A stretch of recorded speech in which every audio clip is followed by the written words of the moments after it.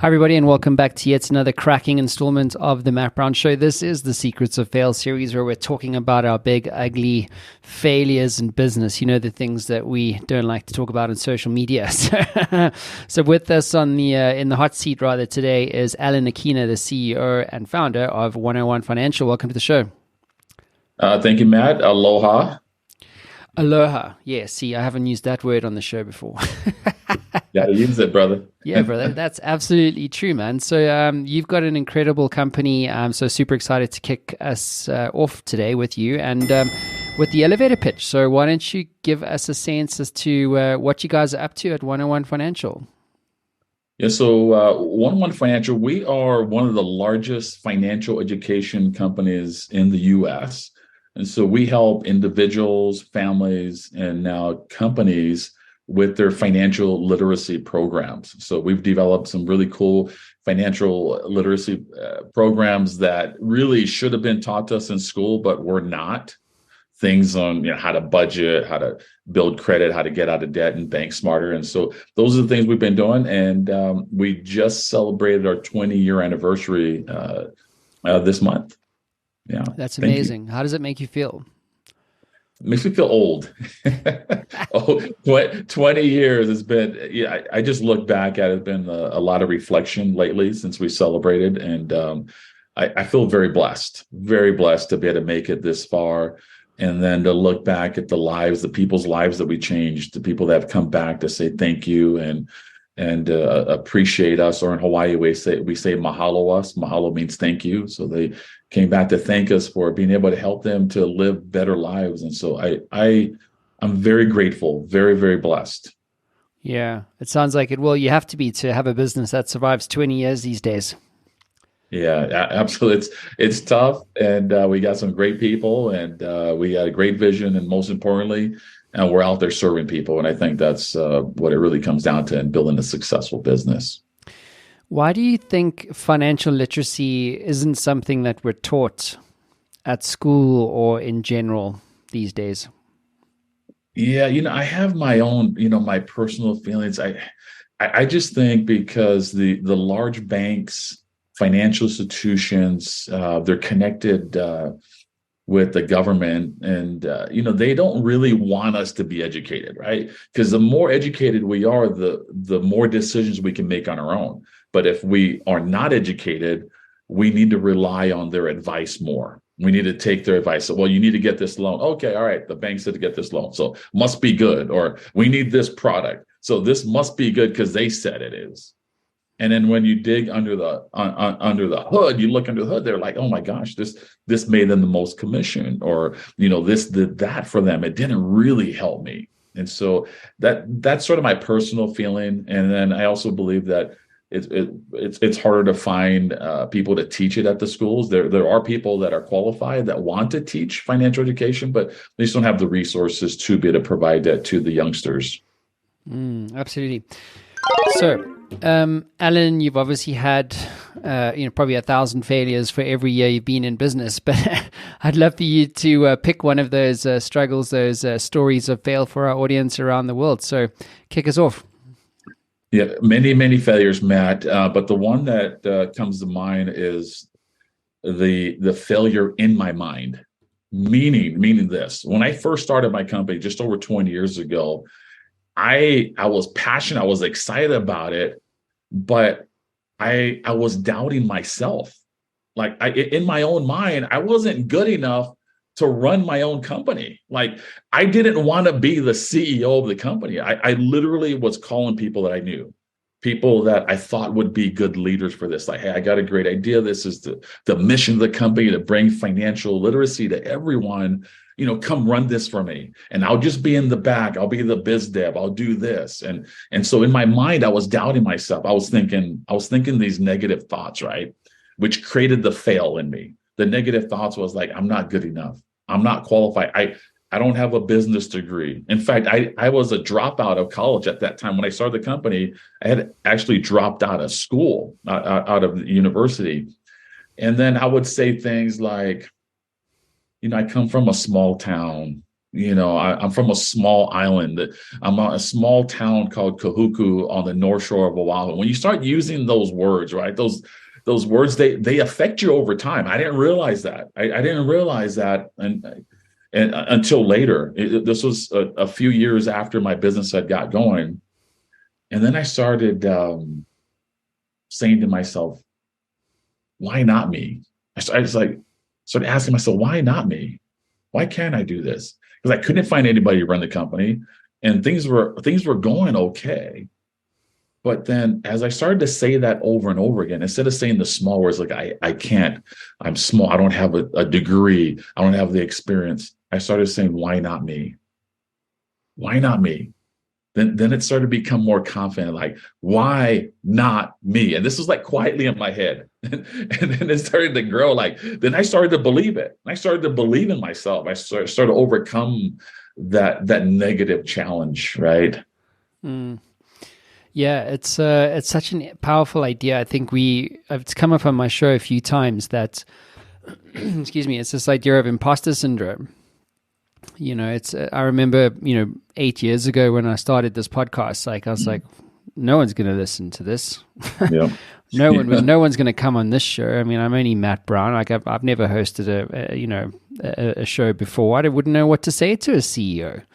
And then, fast forward 600 episodes and 8 years in a global audience. And now you go, why not me? So I resonate with that. Yeah. Those three words have ultimately changed my life. It changed the course of my company. Because here's what happened after that, Matt. As I started to believe it more, I started to believe in myself. And I started to see myself more as a leader, more as a CEO. And then once it clicked, the entire velocity of my company changed. And from that point, we just started going on this growth spurt. And then within 7 years from the inception of my company, we went from starting with $20,000 of my own savings and no investment, no bank loans, to making Inc. 500. Right? We made Inc. magazine's top 500 fastest growing companies in the U.S. And at the time, we were the second company from Hawaii to ever make that list. And I'm sitting in there with two of my other executives, guys that I grew up with in Hawaii, and we were in our suits. We were at the gala in Washington D.C. at this Inc. 500 conference, thousands of people, and that was the first time that I pulled my head up out of the trenches and I said, "Wow, look at what we did. We met all these other entrepreneurs, these other CEOs and founders." And they were impressed with us first because we were from Hawaii, and like, wow, what is a company from Hawaii doing at Inc. 500 in Washington, D.C.? And then secondly, they saw what we were offering. We were offering the ability to change people's lives through financial education. And they're like, well, we just sell rims, or we have a CRM, we do this, right? And I realized at that moment that I'm here. I can do this, and I started incorporating that into my teaching, helping people to believe in themselves more. And then funny thing is, that was in 2009. In 2010, I ended up going back to college in 2009, the year we made Inc. 500, and I would take a class here and there. So I graduated college in 2010. So we're Inc. 500. I'm going to college. I'm working. I'm raising a family, and it was just an amazing time that when I look back on everything. Absolutely. So when you look back at that time, Alan, what strikes you as a key lesson that you learned from that experience? I think you have to pour into yourself, right? If you are a leader, and we all have those self-doubts, right? We have tens of thousands of thoughts that go through our mind. And I think entrepreneurs, we probably double that amount than the average person, right? I mean, Matt, I'm sure your brain doesn't go to bed. I mean, go to sleep. It's hard for me to turn off at night.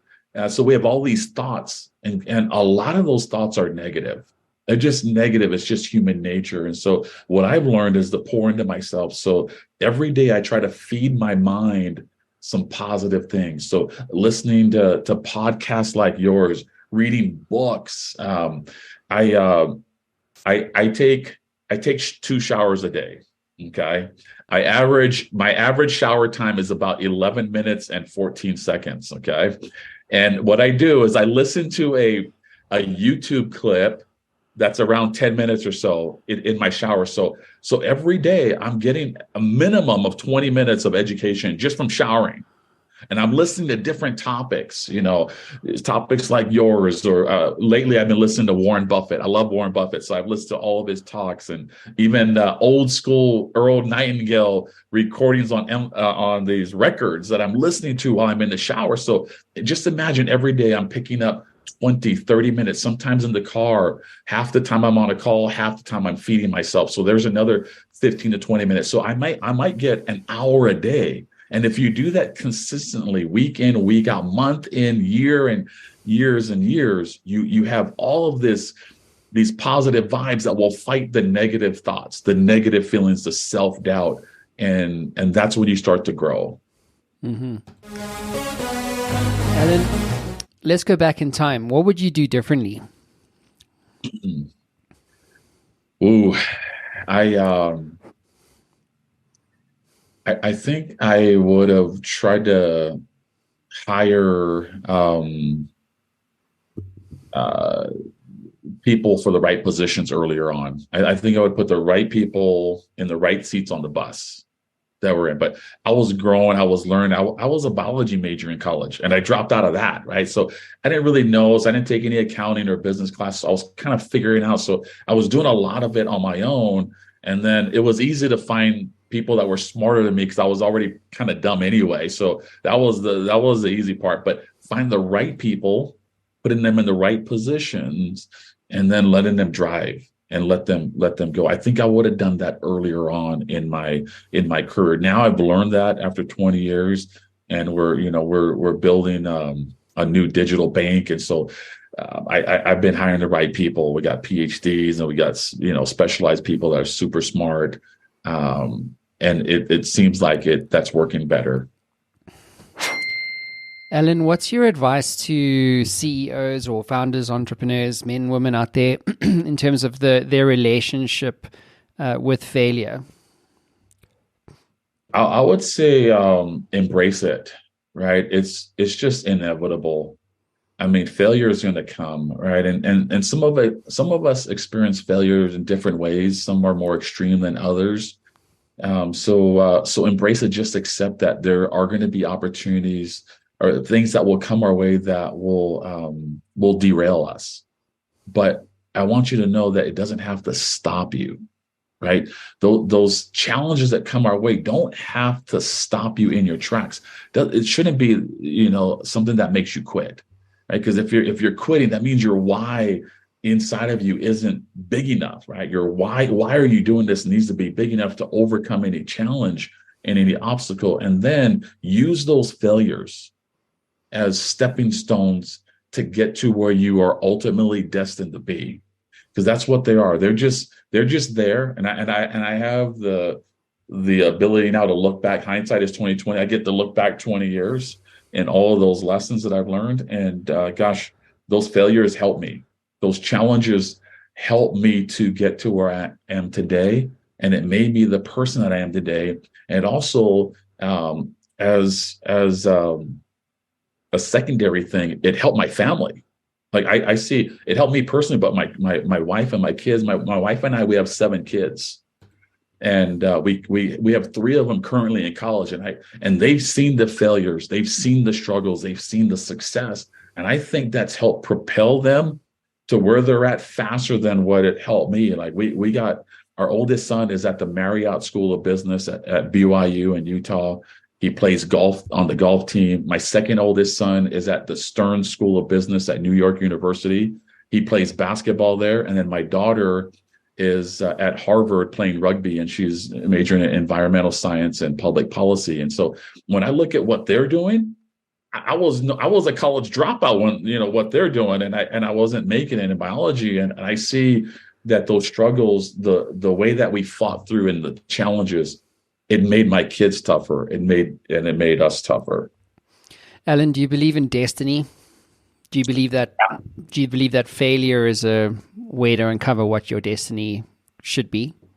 Absolutely. I believe we all are destined for greatness. We got to go find it.